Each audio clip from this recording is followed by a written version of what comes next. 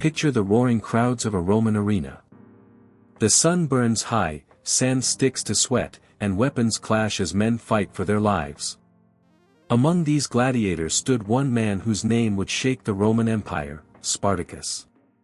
Spartacus was not born to be a slave.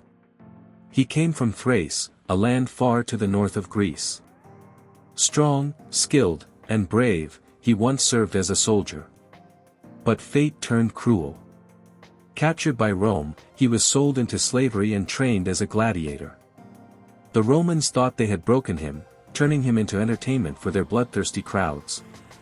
What they didn't know was that Spartacus carried a fire inside him, a will that no chains could kill. Life as a gladiator was brutal. Gladiators fought for survival, forced to kill for the amusement of others.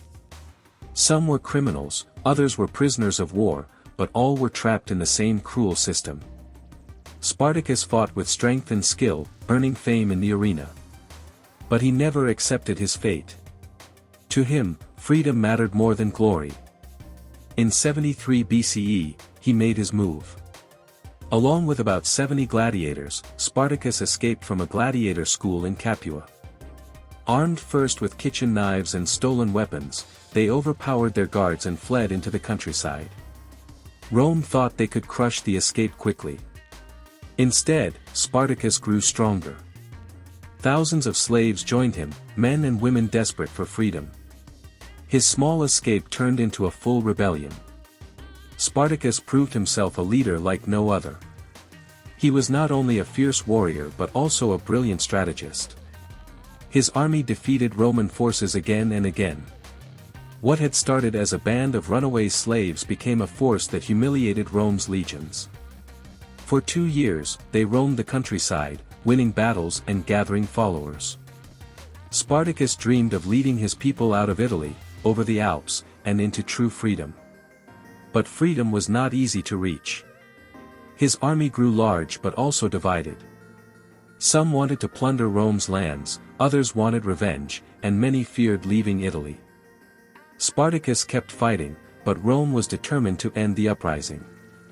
They sent powerful generals against him, including Marcus Licinius Crassus, one of the richest men in Rome. The final battles were brutal. Spartacus and his army fought with courage, but the legions of Rome were relentless. In 71 BCE, near the river Salaris, Spartacus faced his last stand. Ancient writers say he fought like a lion, cutting down Romans until he was surrounded. He refused to retreat, fighting to the very end. Spartacus fell in battle, but his body was never found.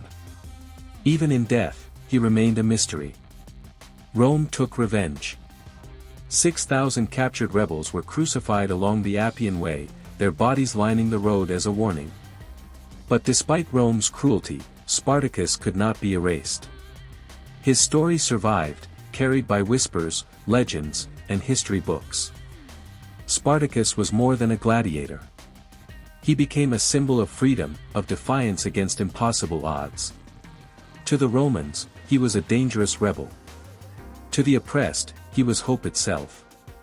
His name has lived on for over 2,000 years, inspiring writers, revolutionaries, and dreamers.